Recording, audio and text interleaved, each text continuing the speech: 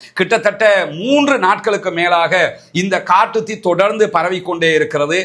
Italy, France உள்ளிட்ட நாடுகளுடைய படைகளும் தீயை அணைக்கிற பணிகளில் ஈடுபடுறாங்க. காசாவில் இஸ்ரேலுடைய தாக்குதல்கள் தொடர்ந்து வரக்கூடிய நேரத்தில் அது அவுதா சிறுவர் மருத்துவமனையில் இன்றைக்கு பிறந்த ஒரு குழந்தை மூளை இல்லாமல் பிறந்திருக்கிறது என்கிற செய்திதான் ஒரு அதிர்ச்சிகரமான செய்தியாக இருக்கிறது. அதற்கான காரணமாக மருத்துவமனை வட்டாரங்கள் சொல்லக்கூடிய மேலதிக அதிர்ச்சி செய்தி என்னன்னு சொன்னா, இஸ்ரேல்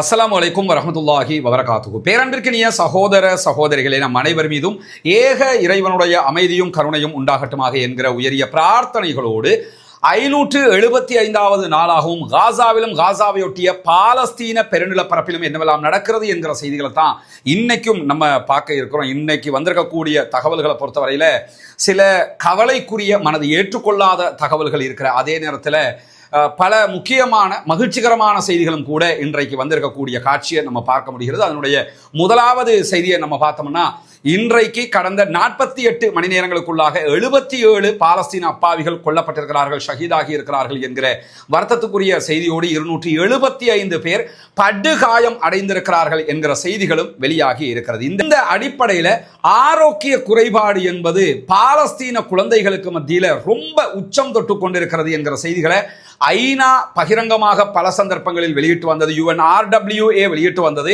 தற்போது வேர்ல்டு ஃபுட் புரோகிராம் உள்ளிட்ட அனைத்து அமைப்புகளும் இதை எச்சரிக்கையாக வெளியிட்டு வரக்கூடிய நேரத்தில் தான் இன்றைய தினம் காசாவினுடைய மருத்துவ வட்டாரங்கள் ஒரு அதிர்ச்சிகரமான செய்தியை வெளியிட்டிருக்கிறார்கள். அது என்ன அதிர்ச்சிகரமான செய்தின்னு சொன்னா, காசாவில் இஸ்ரேலுடைய தாக்குதல்கள் தொடர்ந்து வரக்கூடிய நேரத்தில் அது அவுதா சிறுவர் மருத்துவமனையில் இன்றைக்கு பிறந்த ஒரு குழந்தை மூளை இல்லாமல் பிறந்திருக்கிறது என்கிற செய்திதான் ஒரு அதிர்ச்சிகரமான செய்தியாக இருக்கிறது. அதற்கான காரணமாக மருத்துவமனை வட்டாரங்கள் சொல்லக்கூடிய மேலதிக அதிர்ச்சி செய்தி என்னன்னு சொன்னா, இஸ்ரேல் காசாவில் நடத்தி வரக்கூடிய தாக்குதல்கள்ல குண்டு தாக்குதல்களால் ஏற்படக்கூடிய கதிர்வீச்சு காரணமாக, ஆபத்தான ஆயுதங்களின் கதிர்வீச்சு காரணமாக கருவறையில் இருக்கக்கூடிய குழந்தைகளுக்கு பலத்த சேதம் ஏற்படுகிறது. அந்த வகையில தான் இந்த குழந்தை மூளையே இல்லாமல் பிறந்திருக்கிறது என்கிற செய்தியை சொல்லியிருக்கிறாங்க.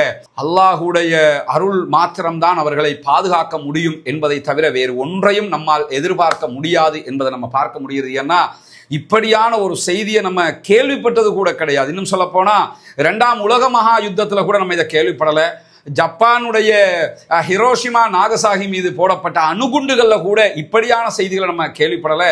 அந்த அளவுக்கு குழந்தைகள் பிறக்கும் போது தலை இருக்கிறது, மூளை இல்லாமல் பிறக்கிறது என்பதை அதை கற்பனை கூட பண்ண முடியாது. சகோதரர்களே, பாலஸ்தீன மக்களுக்காக ஒவ்வொரு தொழுகையிலும் இறைவனத்தில் கையேந்துகிற அதே நேரம் இந்த அநியாயத்தை செய்யக்கூடியவர்களுக்கு எதிராக கண்டிப்பாக பிரார்த்தனையில் ஈடுபடுங்கள், குனூத்து நாசிலாவை ஓதுங்கள் என்கிற கோரிக்கையை தொடர்ந்து நம்ம முன்வைக்க வேண்டியிருக்கிறது. இந்த நிலையில உலக உணவு திட்டம் வேர்ல்டு ஃபுட் புரோகிராம் அமைப்பு வெளியிட்டிருக்கக்கூடிய அறிக்கையில் என்ன சொல்றாங்கன்னா, காசாவில் எங்களுடைய உணவுகள் மொத்தமாக தீர்ந்து விட்டது, ஆனால் அவர்களுக்கு உதவி செய்வதற்கு நாங்கள் தயாராக இருக்கிறோம், எங்களுக்கு அனுமதி மாத்திரம்தான் கிடைக்க வேண்டும். ஏன்னா ரஃபா பார்டர்ல எங்களுடைய கண்டெய்னர்கள் ஆயிரக்கணக்கில் நிறுத்தி வைத்திருக்கிறோம், எங்களுக்கு அனுமதியை தந்துட்டீங்கன்னு சொன்னா காசாவுக்குள்ள உள்ள புகுந்து நாங்க உயிர்களை காப்பாற்றுகிற அந்த பணியில் ஈடுபடுவோம் என்கிறது வேர்ல்டு ஃபுட் புரோகிராம் என்கிற செய்திகளுக்கு மத்தியில் இன்றைக்கு பாலஸ்தீன அதிகார சபை அதனுடைய தலைவர் மஹமூது அப்பாஸ், பாலஸ்தீனத்தினுடைய ஜனாதிபதி என்று சொல்லிக்கிட்டு ஒன்றுக்கும் உதவாத ஒரு பதவியை வச்சுக்கிட்டு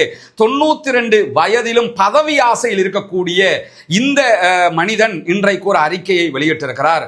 அந்த அறிக்கையை பார்க்கும்போது என்ன தோணுதுன்னா, இந்த இலங்கையில தேர்தல் பிரச்சாரங்கள்ல எல்லாம் எதிர்த்தரப்புக்கு பதில் சொல்லும் போது சிங்களத்தில் ஒரு அடைமொழி பயன்படுத்துவார்கள். எப்படி அடைமொழியை பயன்படுத்துவாங்கன்னா, பைத்தியக்காரன் நாயை குளிப்பாட்டி வீட்டில் வைத்ததை போல என்று சிங்களத்தில் ஒரு அடைமொழியை பயன்படுத்துவார்கள். ஏன்னா இவங்க எல்லாம் மனுஷ ஜென்மமே கிடையாதுங்கிறதுக்காக அடிமட்டத்துக்கு இறங்கி சொல்லக்கூடிய ஒரு வார்த்தை.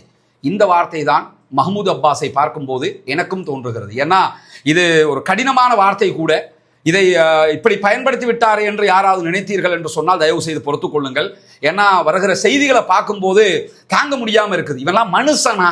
ஏன்னா நம்ம பாலஸ்தீன மக்களுக்காக பிரார்த்திக்கிற அதே நேரம் இஸ்ரேலிய ஆக்கிரமிப்பாளர்களுக்கு எதிராக நீங்கள் குனூத்துன் நாசிலா ஓதுவதை போன்று, அவர்களுக்கு எதிராக பிரார்த்தனை செய்வதை போன்று, இந்த மஹ்மூத் அப்பாஸுக்கும் அவனுடைய ஆட்களுக்கும் எதிராகவும் நீங்கள் கண்டிப்பாக இறைவனிடத்தில் கையேந்த கடமைப்பட்டிருக்கிறீர்கள். நானும் கடமைப்பட்டிருக்கிறேன். ஏன்னா இன்னைக்கு அவங்க வெளியிட்டிருக்கக்கூடிய ஒரு அறிக்கையை பார்த்தீங்கன்னு சொன்னா, காசாவில் பாலஸ்தீன விடுதலை போராளிகள் காசா மக்களுக்கு கிடைக்கக்கூடிய உணவுகளை திருடுகிறார்கள் என்கிற ஒரு குற்றச்சாட்டை முன் வச்சிருக்கிறது மட்டுமில்லாம, உங்களை நாங்கள் தூக்குமேடையில் ஏற்றுகிற காலம் வரும் என்று அவர் ஒரு அறிவித்தலை விடுத்திருக்கிறார். வயசு போன காலகட்டத்தில் வீட்டில் உட்கார்ந்து பத்திரிகையை படிச்சுட்டு இருக்க வேண்டிய காலகட்டத்தில் இஸ்ரேல்காரன் எதை எழுதி கொடுக்குறானோ அதே அறிக்கையாக வெளியிடக்கூடிய ஒரு ஜென்மம் இது. அந்த ஜென்மம் என்ன சொல்லுதுன்னா, பாலஸ்தீன மக்களுக்காக தங்களுடைய உயிரையே தியாகம் செய்து போராடக்கூடியவர்களை அசிங்கப்படுத்தும் விதமாக அவர்கள் உணவுகளை திருடுகிறார்கள் என்கிற குற்றச்சாட்டை முன்வைத்திருக்கிறார்கள். இதுல ஹைலைட்டடான விஷயம் என்னன்னு சொன்னா, இன்றைக்கு பாலஸ்தீன விடுதலை அமைப்பு அங்கே போராடி கொண்டிருந்தாலும் பாலஸ்தீன உள்நாட்டு பாதுகாப்பு பிரிவு இருக்கிறாங்களா இல்லையா? போராட்டம் தனியா நடக்குது, உள்நாட்டினுடைய பாதுகாப்பையும் அவங்க ஓரளவுக்கு கண்ட்ரோல் பண்ணி கொண்டிருக்கிறாங்க. அதுல நிறைய சகோதரர்கள் கொல்லப்பட்டிருக்கிறாங்க உள்நாட்டு பாதுகாப்பு பிரிவு, போலீஸ் பிரிவுல. அந்த உள்நாட்டு பாதுகாப்பு பிரிவு காசாவில் இன்றைக்கு வெளியிட்டிருக்கக்கூடிய அறிக்கையில் என்ன சொல்றாங்கன்னு சொன்னா, தேசிய படைகளும் அதே போன்று அங்கிருக்கக்கூடிய பொதுமக்களுடைய பங்களிப்போட பாதுகாப்பு குழுக்கள் கொள்ளையடிப்பவர்களை தடுப்பதில் வெற்றி பெற்றிருக்கிறது அப்படிங்கிறாங்க. ஏன்னா இஸ்ரேலுடைய குவாட்காப்டர்கள் அதே போன்று ட்ரோன்கள் ஏவப்பட்டு ட்ரோன் மூலமாக கண்காணிக்கப்பட்டு எங்கேயாவது உணவு இருந்தா இஸ்ரேல் என்ன பண்றான்னு சொன்னா, அவர்களுடைய ஆட்களை வைத்து அந்த உணவுகளை திருடுகிற வேலையில ஈடுபடுறாங்க. அப்படி திருடுவதற்கு துணை போனவர்கள் கிட்டத்தட்ட 2 நாட்களுக்குள்ளாக 6 குற்றவாளிகளை நாங்கள் தண்டித்திருக்கிறோம், 13 பேரை கால்களில் சுட்டு பிடித்திருக்கிறோம் என்கிறது பாலஸ்தீனத்தினுடைய உள்நாட்டு பாதுகாப்பு பிரிவு. பாலஸ்தீனத்தை கண்ட்ரோல் பண்ணக்கூடியவங்க தேசிய படைப்பிரிவு என்ன சொல்றாங்கன்னா, 13 பேரை சுட்டு பிடிச்சிருக்கிறோம், 4 குற்றவாளிகளுக்கு 6 குற்றவாளிகளுக்கு தண்டனை கொடுத்திருக்கிறோம் அப்படிங்கிறாங்க.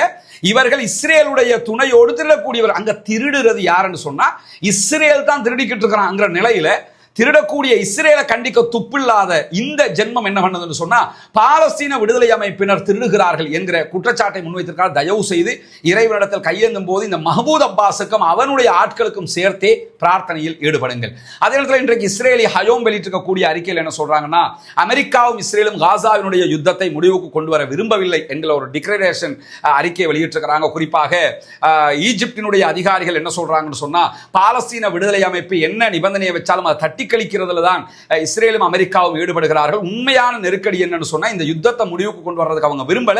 காரணம் என்னன்னா, நெத்தனியாகுனுடைய கவர்மெண்ட் டிசோல் ஆகிரும், யுத்தம் முடிஞ்சா தேர்தலுக்கு போனாங்கன்னா தோத்து போயிருவாங்கிறதுனால இது அப்படியே இழுத்து கொண்டு போகக்கூடிய நேரத்தில் நமக்கு தெரியும் ஜெருசலம்ல தொடர்ந்து தீ பரவி கொண்டிருக்கிறது. தீயை அணைச்சதாக சொன்னாலும் அங்க அணைக்கல, முழுவதுமாக தீ பற்றி எரிந்து கொண்டிருக்கிறது. இன்றைக்கும் புதிய தீ விபத்து உண்டாகி இருக்கிறது என்று ஜெருசலம் கவர்னரேட் இன்றைக்கு அறிவித்திருக்கக்கூடிய செய்திகள் வெளிவந்திருக்கக்கூடிய நேரத்தில் கிட்டத்தட்ட 3 நாட்களுக்கு மேலாக இந்த காட்டு தீ தொடர்ந்து பரவிக்கொண்டே இருக்கிறது. இத்தாலி, பிரான்ஸ் உள்ளிட்ட நாடுகளுடைய படைகளும் வந்து தீயை அணைக்கிற பணிகளில் ஈடுபடுறாங்க. ஆனாலும் அணைக்க முடியவில்லை என்கிற செய்திகளை பார்க்கிறோம். அப்ப எந்த அளவுக்கு பரவுங்கிறத நீங்க புரிஞ்சுக்கணும். ஆனா இந்த நேரத்திலையும் சொல்லுவாங்கல்ல, பிடிக்காத மனைவியினுடைய கைப்பட்டாலும் குத்தம் கால்பட்டாலும் குத்தம்ங்கிற மாதிரி இதை யாரு செஞ்சா என்கிற ஒரு அறிவித்தல் இன்றைக்கு நெத்தன்யாகுவினுடைய மகன் யாயர் நெத்தன்யாகுவும் அவருடைய அமைச்சரவையை சேர்ந்தவர்களும் வெளியிட்டு இருந்தார்கள். இன்றைக்கு மூக்குடை பட்டு சின்னாபின்னப்பட்டு அசிங்கப்பட்டிருக்கிறார்கள் அவர்களுடைய ஊடகங்களிலேயே. இன்றைக்கு அவர்களுடைய இஸ்ரேலி ஹயோமாக இருக்கலாம், ஜெருசலம் போஸ்டாக இருக்கலாம், அல்லது இஸ்ரேலி டைம்ஸாக இருக்கலாம், எடியோ தஹ்ரனோத்தாக இருக்கலாம், ஆரிஃபாக இருக்கலாம், அத்தனை ஊடகங்களும் கிழித்து கிழித்து நாறு நாராக தொங்க விட்டு கொண்டிருக்கிறது இஸ்ரேலிய பிரதமரையும் அவருடைய மகனையும் அவருடைய அமைச்சரவையும். பொய் சொல்றதுக்கு அளவில்லையாடா, கேவலம் கட்டுவீங்களே அப்படிங்கிறாங்க. என்ன காரணம்னு சொன்னா, இந்த ஜெருசலத்துல தீ விபத்து காட்டு தீ பரவுவதற்கு காரணமாக இருந்தவர்கள் பாலஸ்தீனர்கள் தான், அவங்க தான் தீ வச்சாங்க அப்படின்னு சொல்லி அவங்க அறிவிச்சிருந்தாங்க.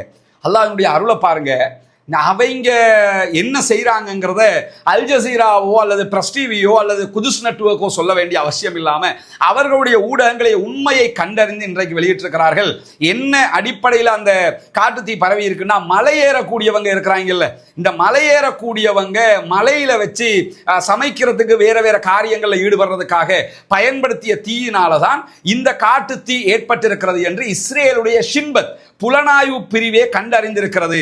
நெத்தன்யாகும் அவனுடைய மகனும் அவருடைய அரசாங்கமும் சொல்லக்கூடியது மொத்தமும் பச்சை பொய் என்று சொல்லி இன்றைக்கு இஸ்ரேலிய ஊடகங்களே அல்லாஹ்வுடைய அருளால பகிரங்கமாகவே அறிவித்திருக்கிறார்கள். நபிகள் நாயகம் ஸல்லல்லாஹு அலைஹி வஸல்லம் அவர்கள் கூறிய ஒரு ஹதீஸ் நினைவுக்கு வருது. இன்னல்லாஹ யுஐது ஹாத தீன பிர்ரஜுலில் ஃபாஜிர். ஒரு கேடுகட்ட அயோக்கியனை கொண்டு கூட இந்த மார்க்கத்திற்கு அல்லாஹ் தஆலா வலு சேர்ப்பான் என்கிறாங்க ரசூலுல்லாஹ். அந்த அடிப்படையில் பார்த்தீங்கன்னா இந்த அயோக்கிய கும்பல் பொய் சொல்ல சொல்ல சொல்ல பாலஸ்தீன மக்கள் யார் என்பதை இந்த உலகம் கண்டுகொண்டே இருக்கிறது. அந்த அடிப்படையில் தான் இந்த செய்தியும் வெளிவந்திருக்கு. இஸ்ரேலிய ஊடகங்களை இன்னைக்கு பாலஸ்டைனை சேர்ந்த யாருமே அங்க தீ வைக்கல, தீ வச்சது நம்மாக்கள் தான், அதை உளவு பிரிவு கண்டுபிடிச்சிருச்சு, நீங்க அதை மறைச்சிக்கிட்டு அவன் தலையிலே எல்லாத்தையும் கொண்டு போட பாக்குறீங்க, இது தேவையற்ற வேலை, உங்களுக்கு உங்க அரசாங்கத்தை காப்பாற்றுறதுக்கு துப்பில்லைன்னு சொல்லி இன்றைக்கு காரி உமிழுகிற செய்திகள் நடந்திருக்கக்கூடிய நேரத்தில் தான் இஸ்ரேலுடைய வட்டாரங்கள் இன்றைக்கு ஒரு செய்தியை வெளியிட்டுக்கிட்டு இருக்கிறாங்க. ரஃபாவில் ஒரு கடினமான பாதுகாப்பு சம்பவம் நடந்திருக்கிறது என்பதுதான் அந்த செய்தி. குறிப்பாக தெற்கு காசா ரஃபா பகுதிகளில் இஸ்ரேலுடைய ஆக்கிரமிப்பு ராணுவத்தின் மீது இன்றைக்கு பாலஸ்தீன விடுதலை ராணுவம் பயங்கர தாக்குதல்களை நடத்தி இருக்கிறார்கள். கிட்டத்தட்ட 7 அல்லது 8 தடவைகள் ஹெலிகாப்டர் வந்து பிணங்களையும் அங்கிருக்கக்கூடிய பாதிக்கப்பட்டவர்களையும் அள்ளிக்கொண்டு செல்கிறார்கள் என்கிற செய்திகள் வெளியாகி இருக்கிற அதே நேரத்தில் ஆக்கிரமிப்பு ராணுவம் இஸ்ரேலிய போர்சஸ் வருகிற போது அந்த இடத்துல புகை குண்டுகள் வீசப்படுகிறது. அது எதுக்குன்னா எத்தனை ஹெலிகாப்டர் போகிறதுங்கிறத கண்டக்கூடாதான், எத்தனை பேர் கொல்லப்பட்டிருக்கிறாங்கிறத கண்டக்கூடாது. அவங்க என்ன பண்ணுவாங்கன்னா செத்தவங்களை எடுக்கிற நேரத்தில் ஒரு புகை குண்டு ஒன்று வீசுவாங்க. அது வந்து இந்த கண்ணீர் புகை அந்த ஆர்ப்பாட்டங்களை கலைக்கிறதுக்கு வீசுவாங்க இல்லை, அது கிடையாது. அதில் கண்ணீர் வரும், அது தாங்க முடியாமல் போயிடும். இந்த குண்டை பொறுத்தவரை கண்ணீர் வராது, புகை மட்டுமே வரும். அந்த புகைக்குள்ள போய் என்ன செய்வாங்கன்னா அது எப்படிமா நாங்கள் விழுந்துட்டோம் ஆனா மீசையில மண்ணோட்டலை பார்த்துக்க அப்படின்னு சொல்லி கேவலம் கட்டவங்க இப்படி ஒரு வேலையை செஞ்சுக்கிட்டு இருக்கிறாங்க. 7 அல்லது 8 தடவைகள்ல அவருடைய ஹெலிகாப்டர் வந்து பிணங்களை அள்ளி இருக்குதுன்னு சொன்னா அது எவ்வளவு பெரிய சம்பவமாக இருக்கும். இறங்கி செஞ்சிருக்கிறாங்கிறது தெரியுதா இல்லையா? அவ்வளவு ஒரு தாக்குதல் இன்றைக்கு நடத்தப்பட்டிருக்கக்கூடிய நேரத்தில் தான் இன்றைக்கு இஸ்ரேலுடைய பிரபல எழுத்தாளர் யோவ் லிமோர் இஸ்ரேலி ஹயோம் பத்திரிகையில ஒரு கட்டுரையை எழுதியிருக்கிறார். மிக அற்புதமான ஒரு கட்டுரை. அதுல அவர் ஒரு 2 விஷயத்தை கோட் பண்றாரு. அது இன்றைக்கு இஸ்ரேலி ஹயோம் ஹைலைட்டட் நியூஸாக சொல்லி இருக்கிறாங்க. நம்மளும் இந்த இடத்துல அதை பகிர்வது முக்கியமானதாக இருக்கிறது. என்னன்னா பாலஸ்தீன விடுதலை அமைப்பினுடைய மறைந்த ஜெனரல், மரணித்த ஷஹீதான ஜெனரல் யஹியா சின் அவர்களை பற்றியது. அவர் என்ன சொல்றாருன்னா, இஸ்ரேல் மேல அதனுடைய வரலாற்றிலேயே மிகப்பெரியதொரு பேரழிவை ஏற்படுத்தி இருக்கிறார். இஸ்ரேல் மறக்கவே முடியாது அப்படின்னு சொல்லிட்டு சின்வார்ட்ட இருந்து இஸ்ரேல் 2 பாடங்களை கற்றுக்கொள்கிறது அப்படிங்கிறாரு. அந்த 2 பாடங்களும் உண்மையிலேயே அவர்கிட்ட இருந்து இஸ்ரேல் மட்டுமல்ல பல பேரும் பெற்றுக்கொள்ள வேண்டிய ஒரு பாடமாகத்தான் அது இருக்குது. ஆனால் இஸ்ரேல் பெற்றுக்கொண்டிருக்கிறது என்று சொல்லி எழுத்தாளர் யோ லிமோர் சொல்லக்கூடிய செய்தி இஸ்ரேலி ஹயோம் சொல்லியிருக்கிறாங்க. அதுல என்ன ஒரு முதலாவது காரணம் அவர்கிட்ட இருந்து பெற்றுக்கொண்ட படிப்பினை என்னன்னு சொல்றாருன்னு சொன்னா, எதிரியை அவர்களுடைய வார்த்தைகளை அடிப்படையாக கொண்டு மதிப்பிடாதீர்கள். யஹியா சின்வார் பேசுறதை வச்சு நீங்க முடிவெடுத்தீங்க, அந்த ஆளுடைய பேச்சிலேயே கவர்ச்சி இருக்கிறது, உங்களை திசை திருப்பிட்டாரு. முதல்ல அவங்களுடைய எதிரியினுடைய பேச்சை வச்சு எதிரியை மதிப்பிடாம அவர்களுடைய திறமை அடிப்படையில் நீங்கள் எதிரியை மதிப்பிட வேண்டும். அது மட்டும் இல்லாம எந்த நேரத்திலையும் எதிரியை குறைத்து மதிப்பிடாதீர்கள். நமக்கு ஒருத்தர் எதிரியா இருக்கிறாருன்னா அவர் இப்படித்தான் இருப்பார், குறைச்சி மதிப்பிட கூடாதான். அது யார்கிட்ட இருந்து படிச்சுக்கிட்டோம்னா நம்ம யஹியா சின்வாரை சாதாரணமா நினைச்சிட்டோம். யுத்தம் ஆரம்பிச்சதுல இருந்து சொல்லிக்கிட்டு இருக்கிறோம். அந்த அவர் பாலஸ்தீனத்தினுடைய சிங்கம் என்று வர்ணிக்கப்படக்கூடியவர், காசாவினுடைய லயன் அவர்.